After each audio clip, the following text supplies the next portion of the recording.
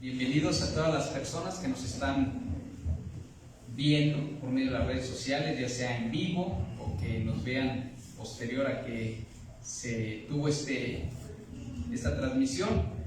Yo quiero compartirte un mensaje que lleva por nombre: escuchar la influencia incorrecta puede traer consecuencias desastrosas. Así se llama este mensaje.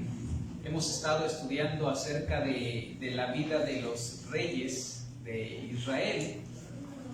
Empezamos viendo la vida del sacerdote Elí, que este fue el instrumento para ungir a Samuel, el profeta. Samuel unge a Saúl como primer rey. Después de Saúl viene la vida de David. Vimos acerca de la vida de David y después vimos la vida de Salomón. Hoy vamos a ver acerca del hijo de Salomón, que se llama Roboam. Luego de la muerte del rey Salomón, su hijo Roboam es quien toma posición,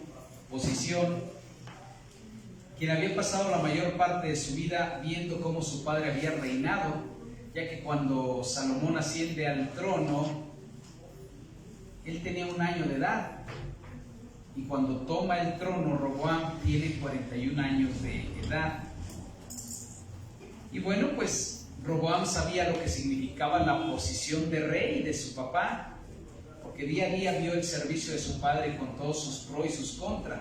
Supo que al principio del reinado de Salomón Dios lo respaldó en todo. Sin embargo, también podemos ver que Roboam no supo dar crédito a los que estaban alrededor de él para entender que un reino también se levanta rodeándose de personas capaces y leales. Y lo que yo quiero mencionarte es que cuando Salomón muere, su hijo toma el reino y tiene 41 años de edad. Salomón reina 40 años, o sea, al año de nacido empezó a vivir una vida en donde pues era el hijo del rey. Quiero que vayamos a la palabra de Dios para que podamos leerlo. Primero vamos a ver los 2 últimos versos del capítulo 11 y luego vamos a leer el capítulo 12. Y si tú no traes Biblia, aquí va a aparecer en la pantalla de aquí de la iglesia. Y dice aquí la palabra de Dios, Primera de Reyes 11, 42-43, dice: Salomón gobernó en Jerusalén a todo Israel durante 40 años. Cuando murió, lo enterraron en la ciudad de David, la cual lleva ese nombre por su padre. Luego su hijo Roboam lo sucedió en el trono. Muere Salomón y entonces hereda el reino Roboam. Después dice el siguiente capítulo, desde el verso 1, capítulo 12, dice: Roboam fue a Siquem, donde todo Israel se había reunido para proclamarlo rey. Cuando Jeroboam, hijo de Nabat, se enteró de esto, regresó de Egipto, donde había huido para escapar del rey Salomón. Entonces los líderes de Israel mandaron a llamar a Jeroboam, y él, junto con toda la asamblea de Israel, fueron a hablar con Roboam. Su padre fue un amo muy duro, le dijeron: alivie los trabajos tan pesados y los impuestos tan altos que su padre impuso sobre nosotros. Entonces seremos sus leales súbditos. Roboam le respondió: denme 3 días para pensarlo. Luego regresen y les daré una respuesta. Entonces el pueblo se retiró. Después el rey Roboam consultó el asunto con los ancianos que habían sido consejeros de su padre Salomón. ¿Qué me aconsejan ustedes?, les preguntó. ¿Cómo debo responder a este pueblo? Los consejeros ancianos contestaron: si hoy se pone al servicio de este pueblo y les da una respuesta favorable, ellos siempre serán sus leales súbditos. Sin embargo, Roboam rechazó el consejo de los ancianos y pidió en cambio la opinión de los jóvenes que se habían criado con él y que ahora eran sus consejeros. ¿Qué me aconsejan ustedes?, les preguntó. ¿Cómo debo responder a esta gente que me pide que alivie las cargas que impuso mi padre? Los jóvenes contestaron: así debería responder a esos que se quejan de todo y que quieren una carga más liviana. Dice: mi dedo meñique es más grueso que la cintura de mi padre. Es cierto que mi padre les impuso cargas pesadas, pero yo las haré aún más pesadas. Mi padre los golpeaba con látigos, pero yo los azotaré con escorpiones. 3 días después, Jeroboam y toda la gente regresaron para conocer la decisión de Roboam, tal como el rey había ordenado. Entonces Roboam habló con dureza al pueblo porque rechazó el consejo de los ancianos y siguió el consejo de los más jóvenes. Así que le dijo al pueblo: mi padre les impuso cargas pesadas, pero yo las haré aún más pesadas. Mi padre los golpeaba con látigos, pero yo los azotaré con escorpiones. Por lo tanto, el rey no prestó atención al pueblo. Este giro en la historia ocurrió por voluntad del Señor, porque cumplía el mensaje que el Señor le había dado a Jeroboam, hijo de Nabat, por medio del profeta Ahías de Silo. Cuando todos los israelitas se dieron cuenta de que el rey no iba a hacerles caso, entonces respondieron: abajo la dinastía de David, no nos interesa para nada el hijo de Isaí. Regresa a tu casa, Israel. Y tú, David, cuida de tu propia casa. Entonces el pueblo de Israel regresó a casa. Pero Roboam siguió gobernando a los israelitas que vivían en las ciudades de Judá. Luego el rey Roboam envió a Adoniram, quien estaba a cargo del trabajo forzado, a restaurar el orden, pero el pueblo de Israel lo apedreó a muerte. Cuando el rey Roboam se enteró, enseguida subió a su carro de guerra y huyó a Jerusalén. Hasta el día de hoy las tribus del norte de Israel se han negado a ser gobernadas por un descendiente de David. Cuando los israelitas supieron que Jeroboam había regresado de Egipto, convocaron una asamblea y lo nombraron rey de todo Israel. Así que solo la tribu de Judá permaneció fiel a la familia de David. Bueno, no sé cuán familiarizado puede estar, pero voy a tratar de parafrasearle lo que acabamos de leer. Resulta que cuando Salomón empezó a hacer las cosas mal, entonces Dios trajo sobre su vida un juicio y una advertencia y le dijo: Salomón, por cuanto tu corazón se ha desviado de mí y has tomado mujeres ajenas, entonces voy a levantar dentro de ti a una persona que va a dividir el reino. Y entonces Dios le dijo eso a Salomón, le dice: tú vas a morir en paz, el reino va a estar unido, pero tu hijo va a sufrir esta consecuencia. Y entonces Salomón tenía algunos enemigos, y entre esos enemigos había uno que se llamaba Jeroboam.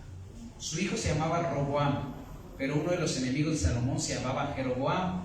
Y entonces él escapó a Egipto porque Salomón en su momento tuvo enemistad con él y lo quiso capturar, pero se fue a Egipto. Y cuando supo que Salomón se había muerto, entonces en ese tiempo regresa Jeroboam y el pueblo de Israel dicen: pues vamos a hacer algo y vamos a nombrar un representante para que le diga al rey pues que nos baje los impuestos, ¿no? Porque es fuerte la carga que tenemos. Y escogieron a Jeroboam, que había regresado de Egipto, se volvió su caudillo, su representante. Y entonces ahí va hablando en nombre de las personas del pueblo y dicen: rey Jeroboam, Salomón nos impuso carga fuerte. Queremos ver si contigo puede haber una disminución de impuestos y obviamente una mayor consideración. Como podemos observar, Roboam tenía la oportunidad excepcional de obrar de otra manera. Tuvo la oportunidad, no lo hizo, ¿verdad? Liberar a Israel de esas cadenas. De hecho, era una costumbre consolidada en aquel tiempo en Mesopotamia que los reyes redujeran los impuestos al inicio de su reinado, además de rescindir las deudas y liberar a los obreros de la esclavitud del trabajo forzoso. Las guerras de David habían costado fatigas y sangre, las obras y los lujos de Salomón, riquezas. Israel estaba cansado de seguir adheridos a la casa de David. Su petitorio exteriormente parece del todo sensata, sin embargo, fijémonos en un pequeño pero importante detalle. Tienen quejas de las cargas económicas que Salomón impuso, pero no tienen ningún reparo en la idolatría que Salomón instauró en medio del pueblo de Israel. Israel era un pueblo caprichoso, necesitaba un líder que fuera ejemplo, que condujera el corazón del pueblo de regreso al Señor, y Roboam tenía frente a sí esa gran oportunidad. No lo hizo. ¿Por qué no lo hizo? Tenía 41 años, Y entonces cuando empieza a gobernar, viene el pueblo y él pide consejo.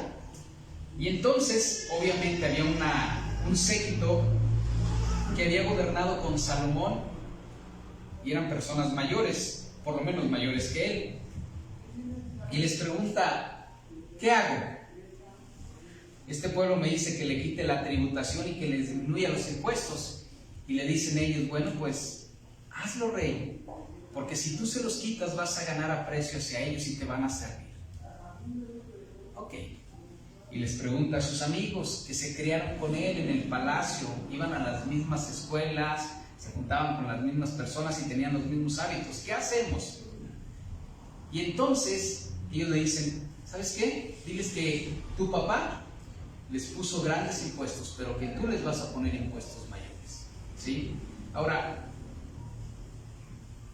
¿ustedes creen que los jóvenes tenían la actitud, el conocimiento para poder dar una respuesta?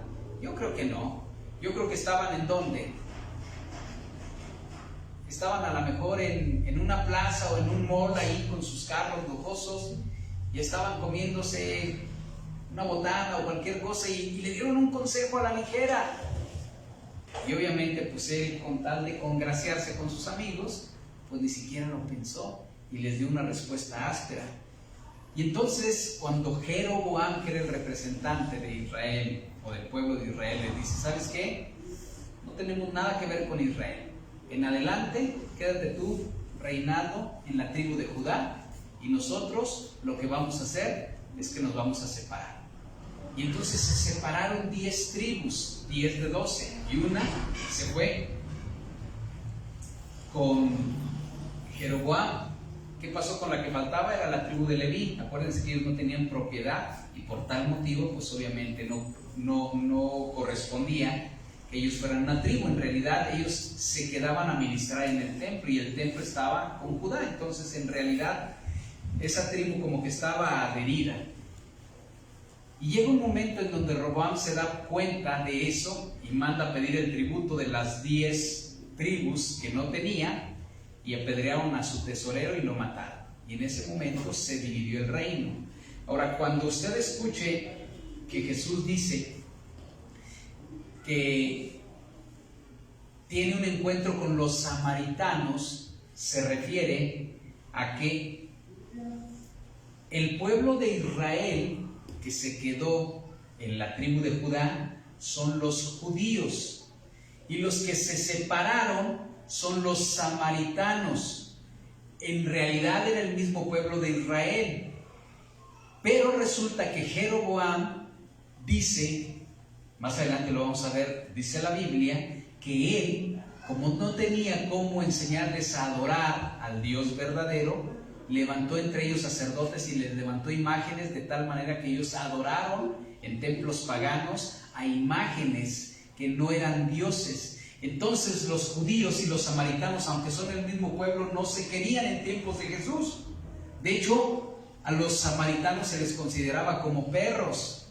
¿Por qué razón? Porque los samaritanos pervertieron el culto y lo que hicieron es que se fueron en pos de dioses ajenos. Pero es el mismo pueblo. Por ejemplo, cuando ustedes ven la historia de la mujer samaritana, por eso la mujer samaritana le dice, ¿cómo es posible que tú siendo un hombre me hables a mí? Primero porque había un estigma hacia las mujeres, pero en segundo lugar que fueras judío y que te estés involucrando con un samaritano, porque había esa división del reino desde ese momento de Jeroboam. Y bueno, pues es nada más para que usted se pueda ubicar en el contexto a partir de cuándo viene la división del reino. Entonces, los 10 pueblos vivían en el norte de Judá, ¿sí? Y tenían una ciudad que se llamaba Samer, ¿sí?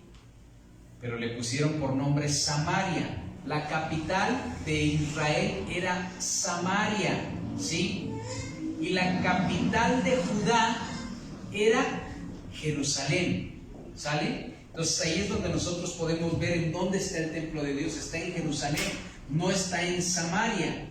Y entonces Los reyes de Israel que nacieron del linaje de David son los que reinaban en Judá, en donde está el templo en Jerusalén, porque a partir de ahí hubo rey en Judá y hubo rey en Israel, o en Samaria.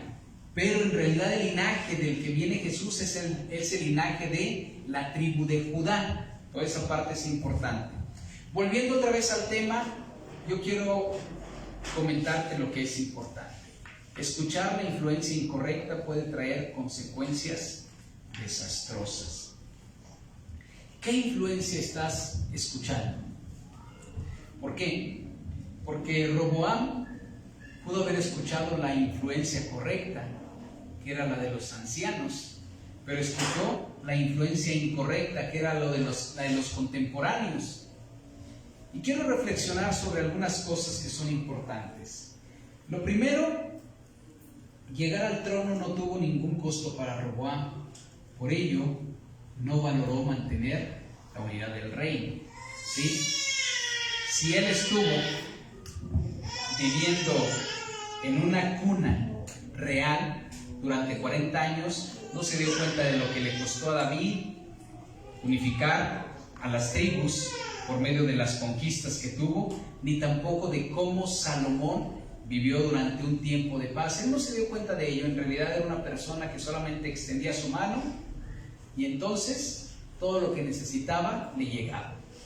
Y quiero decirte algo que es muy importante. Hay veces que Dios trata nuestras vidas y esperaría que del trato, las tribulaciones que nos acontecen, podamos aprender algo. Pero si tú llegas a tener una empresa, llegas a tener un matrimonio, llegas a tener una amistad, llegas a tener un ministerio, siempre valora la oportunidad que se te da. Porque si tú no lo valoras, regularmente lo vas a tener un poco y lo vas a desperdiciar.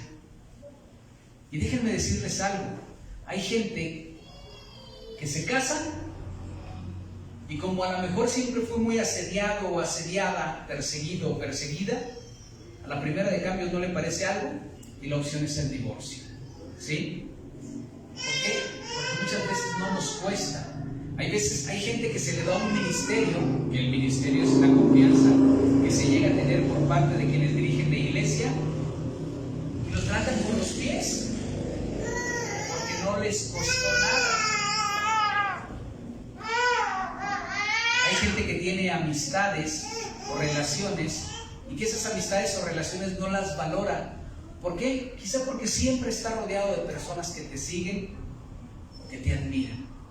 Pero en este momento yo quiero que tú entiendas algo. El hecho de que no te haya costado nada, algo de lo que para ti es benéfico, no quiere decir que despilfarrarlo o no valorarlo te garantiza que tú vayas a tener una segunda oportunidad. Por eso tienes que reflexionar en tu corazón sobre las oportunidades que Dios te está dando, de amistad, de trabajo, de matrimonio, de ministerio, de familia. Muchos de ustedes dirán, sí, si en algún momento yo hubiera valorado, yo no tuviera esta vida. El hubiera no existe, pero es importante que hoy puedas reflexionar sobre esto. Porque ¿sabes qué? Lamentablemente las decisiones que tomamos, como lo decía la semana pasada, siempre van a traer una consecuencia, pero quiero decirte algo. Regularmente las decisiones tienen una influencia.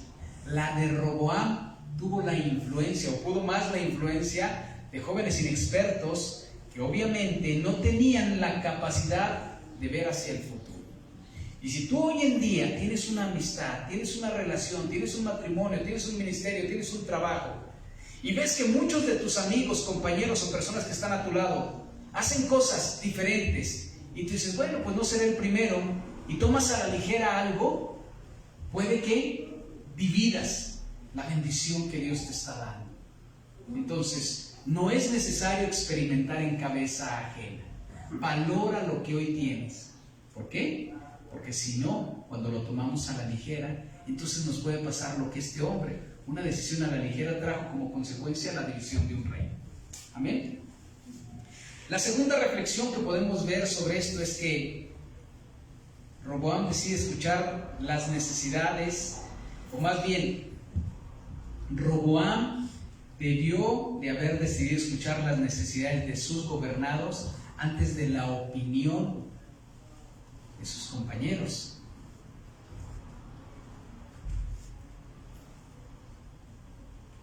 De un tiempo a la fecha, mis hijos, como los de ustedes, están creciendo.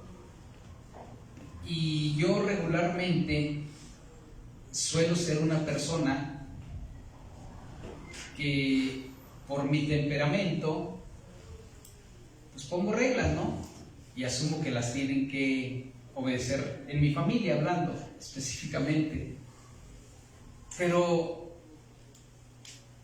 cuando en las reglas no hay una relación, regularmente en algún momento se van a brincar las trancas los que están apegados a esas reglas. Y mis hijos están creciendo, y mi hijo Dorian está creciendo y está empezando a llegar a una etapa en donde, pues, de ser un niño que obviamente atiende las reglas, pues empieza a cuestionar las reglas. Y entonces yo me siento desafiado porque definitivamente por mi temperamento, pues difícilmente quisiera yo conciliar esa parte. Pero yo me he dado cuenta de que está empezando a haber un desgaste en la relación y que es probable que sea determinante la manera en que yo tenga que redefinir mi relación con mi hijo. ¿Por qué razón? Porque si en este momento solamente son mis reglas las que van a prevalecer, entonces él en algún momento se va a cansar de ellas y se va a ir. Ya no voy a tener oportunidad de imponer reglas. Entonces estoy en esa transición, aprendiendo esa transición en donde tiene que haber una reconciliación a cada momento, pero también tiene que haber de mi parte hacia él una conciliación en todo lo que yo hago. ¿Y cuál es el secreto? Escuchar las necesidades. Roboam debió de haber escuchado las necesidades de sus gobernados antes de imponer cualquier cosa que él no se ha ganado. Entonces, si tus hijos empiezan a decirte: papá, quiero esto, quiero aquello, me gustaría que hicieras esto, me gustaría que hicieras aquello, y si tú los acallas, si son buenos niños se van a someter, pero van a esperar el momento para quitarse ese yugo. Si no son buenos niños, en algún momento vas a tener un conflicto permanente de rebeldía en tu casa, y obviamente pues va a ser muy desgastante. Tenemos que aprender a escuchar las necesidades de los gobernados, que puede ser la familia, que pueden ser los subalternos, que pueden ser obviamente, como te digo, tus amigos, tus padres, porque si en algún momento tú no escuchas la posición de con quien tienes relación, pues vas a imponer o vamos a imponer una tiranía. En algún momento nos vamos a quedar solos. Otra reflexión es: si vas a escuchar un consejo de alguien que no tiene la razón, primero valora si la opinión nueva que vas a recibir tiene la congruencia y los resultados. ¿Por qué? Porque Roboam sí debió de haber escuchado a sus contemporáneos, pero debió de haber evaluado si había un resultado que los respaldara.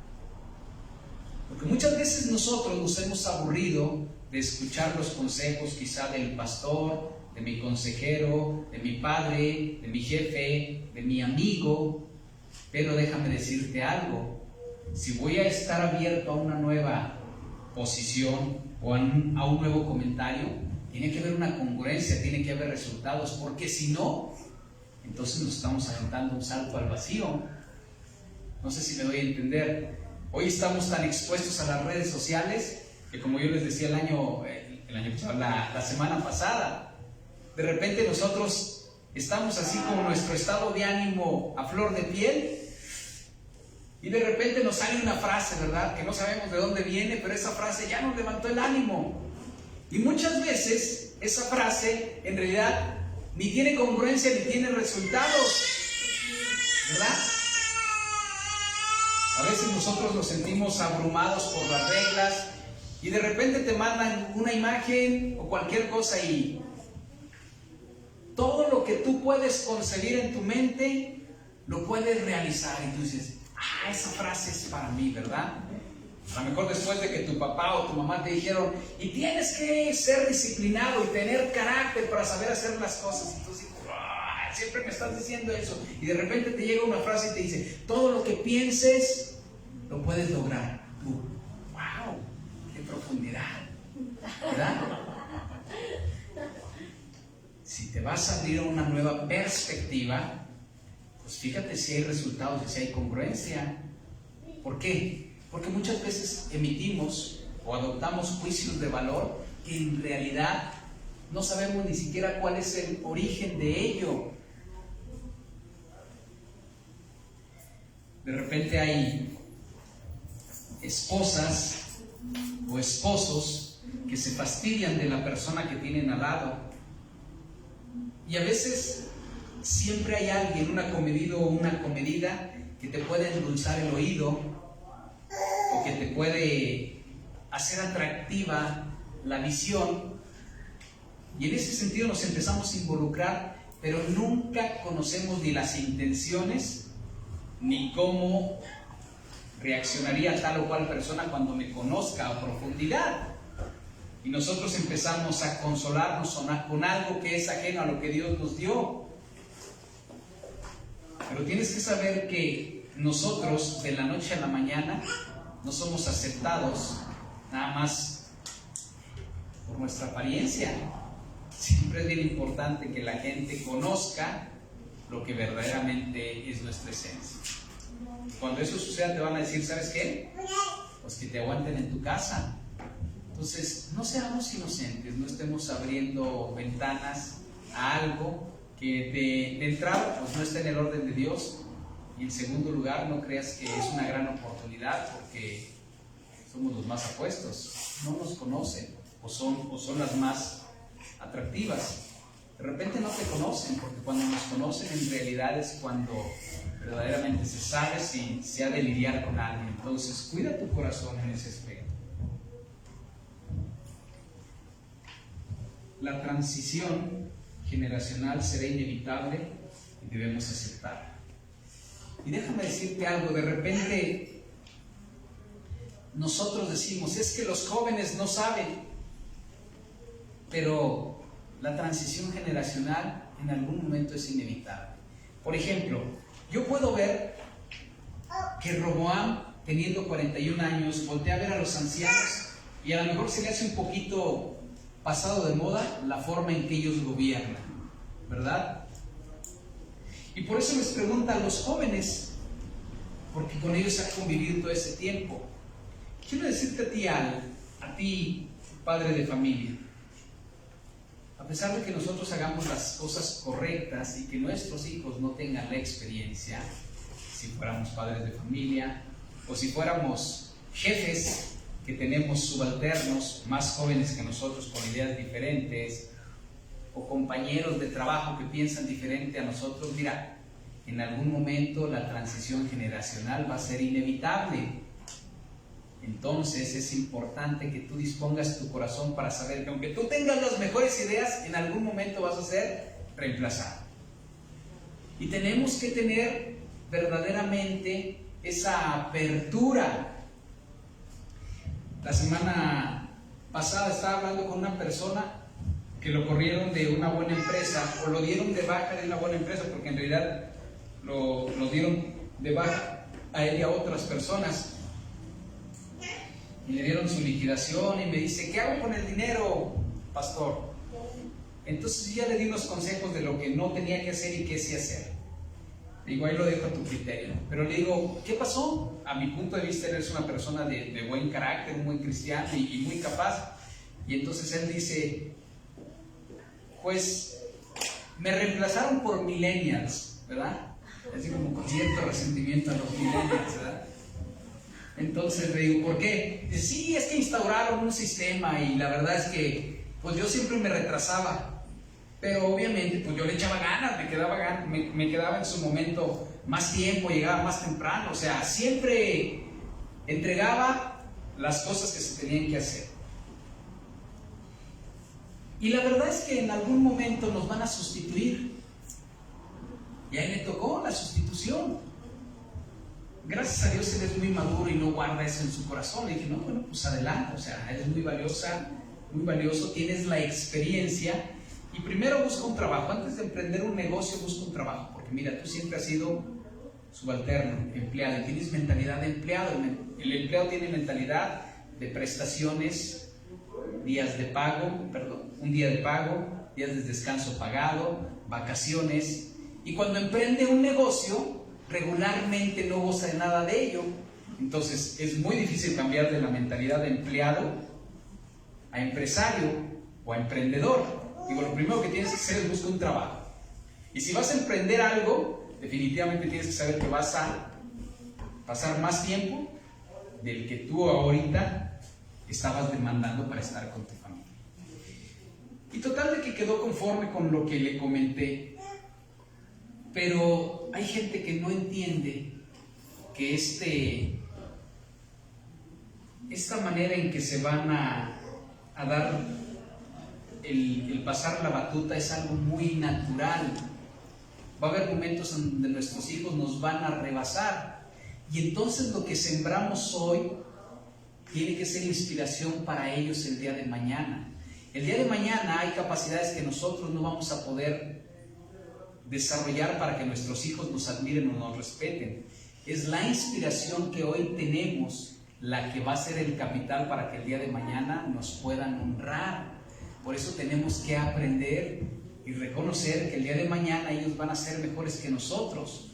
Tenemos que sembrar en nuestros hijos lo mejor de nuestras vidas para que sea la inspiración, porque en algún momento nos van a desfasar.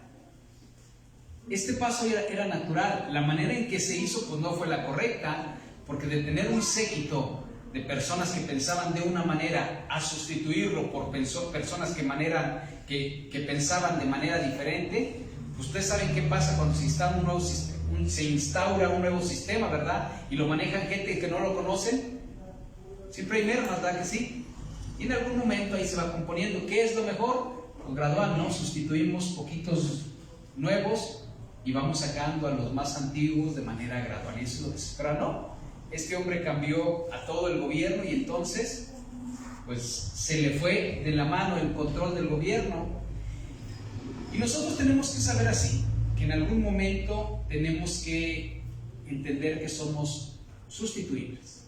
¿Sale? Somos sustituibles. De las 12 sedes que hay de Ágape,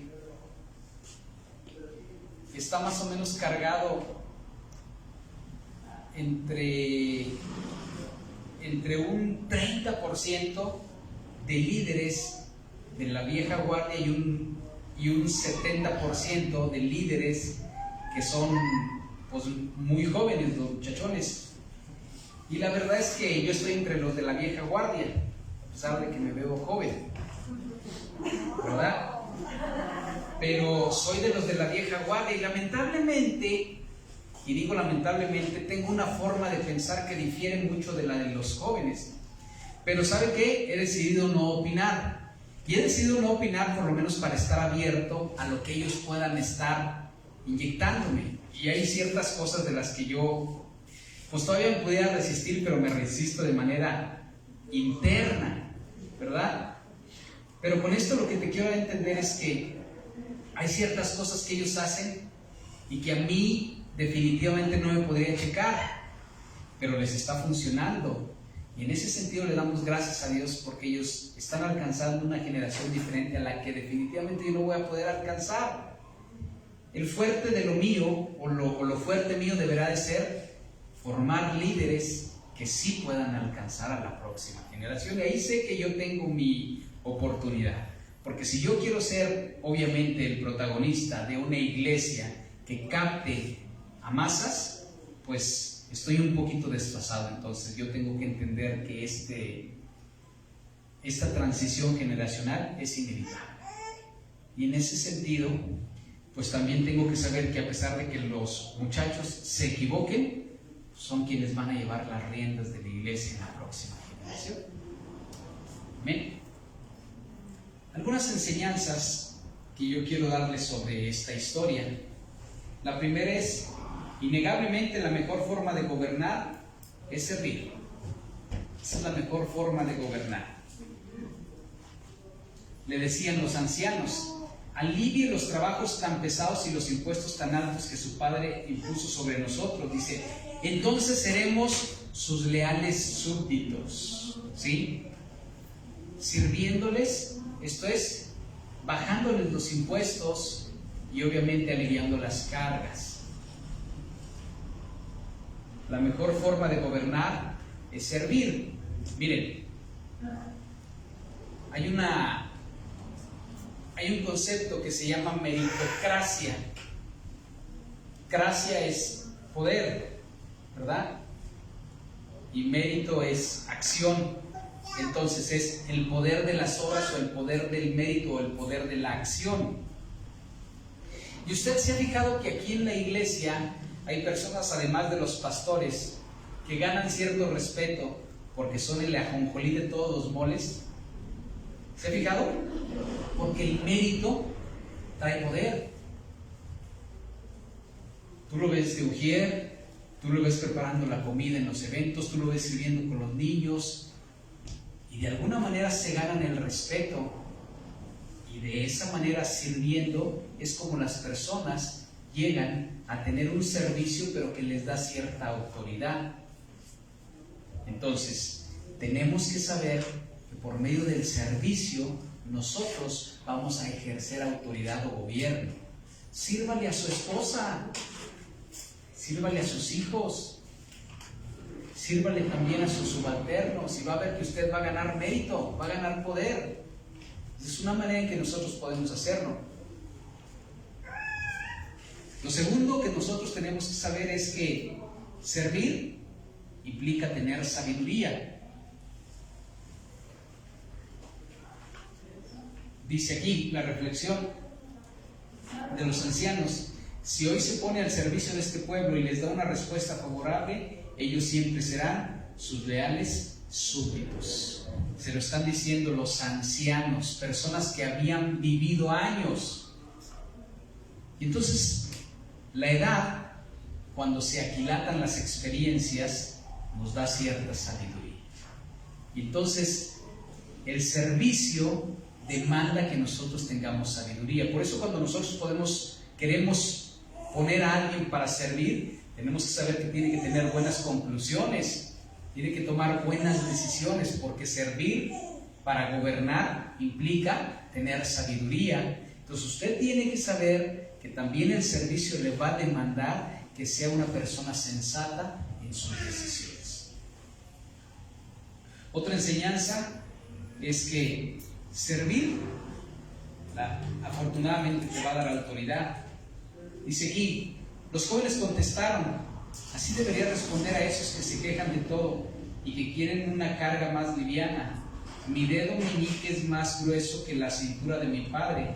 Es cierto que mi padre les impuso cargas pesadas, pero yo las haré aún más pesadas. Mi padre los golpeará con látigos, pero yo los azotaré con escorpiones. Ahora, este discurso, hagámoslo un antónimo o lo contrario, en donde él les hubiera dicho a las personas: bueno, mi padre sé que tuvo un yugo fuerte sobre ustedes, pero yo voy a aliviar ese yugo. Sé que los impuestos con mi padre eran altos, pero les voy a disminuir los impuestos, ¿sí? Y en ese momento él gana autoridad. ¿Por qué? Porque a la larga, cuando nosotros tenemos conclusiones sabias, servimos a la gente, pero tenemos posición, en ese momento nosotros ganamos autoridad, o más bien ganamos lealtad por medio de la posición o la autoridad. Usted tiene que aprender a tratar a la gente que está bajo su cobertura con ese sazón en lo que usted dice. No puede ya a los 11, 12, 13 años que el niño va caminando gritarle exponerlo delante de la gente o decir, porque yo digo, no, porque a la larga esa posición que tienes se va a debilitar si no tienes autoridad. Por eso le digo, es importante empezar a conciliar. De repente vemos que la esposa en algún momento fue muy leal, fue una persona muy abnegada, fue una persona muy complaciente, y de repente en algún momento le cae el 20 y dice, ya no me voy a dejar humillar por ti, sea él o sea ella. Y tu autoridad se va a debilitar si tú no utilizas las palabras correctas en lo que tú estás haciendo. Tenemos que empezar a conciliar. Servir es unir. Dice aquí, cuando todos los israelitas se dieron cuenta de que el rey no iba a hacerles caso, diría yo entre paréntesis, no les iba a servir, respondieron, abajo la dinastía de David, no nos interesa para nada el hijo de Isaí. Regresa a tu casa, Israel, y tú, David, cuida de tu propia casa. Entonces el pueblo de Israel regresó a casa. La división se dio porque él no quiso servir a su pueblo. ¿Y qué dijeron? Quédate entonces tú, quédate con la tribu de Judá, nosotros 10 nos vamos. A ver quién sí quiere servirnos, ¿verdad? Así tiene que ser. En tu casa, en algún momento, tú tienes que aprender a servirles a tus hijos. Y tendrán que cambiar los roles. ¿Pero por qué? En realidad cambian los roles no porque te interese congraciarte con tu hijo, sino porque te va cayendo el 20 de que para ser cristiano se necesita tener un corazón de siervo. Porque si antes de encontrarte con esta disyuntiva de saber si vas a tener la lealtad de aquellos de quienes quieres tener la lealtad, decides servirles, entonces vas a traer unidad a tu familia. Servir es unidad. Amén. A mis hijos les gusta que yo les cocine, ¿verdad? Dicen que hago más sabroso que mi esposa. No lo sé. La verdad es que a mí me gusta mucho cómo cocina mi esposa, y no porque me cocine. Sí creo que tiene un buen sazón. Pero yo ya encontré que a ellos les gusta esa parte. Entonces, cuando yo voy a tratar de conciliar algo con ellos, yo como la reina Esther, los invito a un banquete, ¿verdad? Les hago de desayuno, a ver qué les gustaría, ¿verdad? La otra vez les hice unos frijoles negros, porque no tenía ganas de hacer nada. Digo, ahorita les voy a hacer algo gourmet. Entonces les hice unos frijoles negros ahí molidos con poquito caldo, y les puse mucho queso y se gratinó en el horno. Digo, esta es una sopa de frijoles. Entonces, y les puse unos pedazos de pan con mantequilla y poquito queso, ¿verdad? Entonces comieron su sopa de frijoles bien sabrosa, y todos los días le están diciendo a la mamá, mamá, ¿tú por qué no haces una sopa de frijoles tan sabrosa como la de mi papá, verdad? Pero bueno, lo que te quiero dar a entender es que tenemos que servirles. Y a veces, o sea, si a ellos les gusta ir al parque, pues yo los llevo y de esa manera les sirvo. Si a ellos les gusta que yo les cocine, pues les cocino. Hay muchas cosas que no me gusta hacer definitivamente, pero en lo que tú sabes que les puedes servir, sírveles, porque eso trae unidad. Eso trae unidad. Están abiertos a escuchar posturas. Servir es sacrificio, innegablemente. Los amigos de Roboam habían disfrutado solo de los lujos de años del trabajo del rey Salomón. Con su consejo no querían renunciar al poder y los privilegios. No estaban dispuestos a vivir sacrificadamente por sus hermanos, el pueblo de Israel. No quisieron sacrificar su calidad de vida. ¿Sabes qué? Servir tiene que ser un sacrificio en tu vida para que tú puedas traer la bendición y la unidad. Y a veces hacer algo que no nos gusta. Yo me acuerdo que cuando tuvimos a la bebé el año pasado, había mucha gente de ustedes o de la familia que dijeron, lo que se necesite, Fermín, Y si tú quieres que nosotros vayamos a hacerle el quehacer a su casa, a hacerles de comer, aquí estamos. Y una o dos personas lo hicieron y se los agradezco mucho. Pero yo no permití eso. ¿Saben por qué? Porque era la única oportunidad que yo tenía de un periodo de tiempo largo de servirle a mi esposa y servirle a mis hijos, ¿sí? En ese entonces, bueno, pues mi esposa se dedicó solamente a estar en la cama porque le hicieron su cesárea y estar con la niña dándole pecho. Entonces yo hacía el quehacer, yo hacía las compras, yo hacía las comidas. Y la verdad es que no es que sea muy sacrificado, no me gusta mucho hacer eso, se lo confieso. Pero era la única oportunidad en donde mi esposa, por la herida que tenía de su cesárea, no se iba a armar de valor y se iba a poner a hacer las cosas. Porque hoy en día, si ve que me retraso en algo, ella inmediatamente se pone a hacerlo, ¿verdad? Ahí era la única manera en que ella podía estar detenida. Y por esa razón, pues yo hice todo eso. Ahí me aventé, creo que en la cuarentena, 40 o 50 días, que fue un buen tiempo. Y le doy gracias a Dios por los de ustedes que se ofrecieron, pero quise ser intencional en no aceptar la ayuda valiosa, y no lo digo por autosuficiencia, no contratamos a alguien más, serví a mi esposa y serví a mis hijos, porque a veces hacer lo que no te gusta es un sacrificio, pero es una manera en la cual nosotros gobernamos, y de esa manera los hijos se dan cuenta de que para el papá es importante también la salud y el bienestar de la mamá. Entonces, el servicio tiene que ser sacrificial si nosotros queremos gobernar. Amén. Concluyo con lo siguiente. El consejo de líderes insensatos va a traer consecuencias que acabarán con el propósito de Dios en nuestras vidas. Y yo quiero preguntarte en este momento, ¿qué consejo estás escuchando? ¿Un consejo que es de acuerdo a lo que te conviene, o es un consejo que verdaderamente está reflexionado?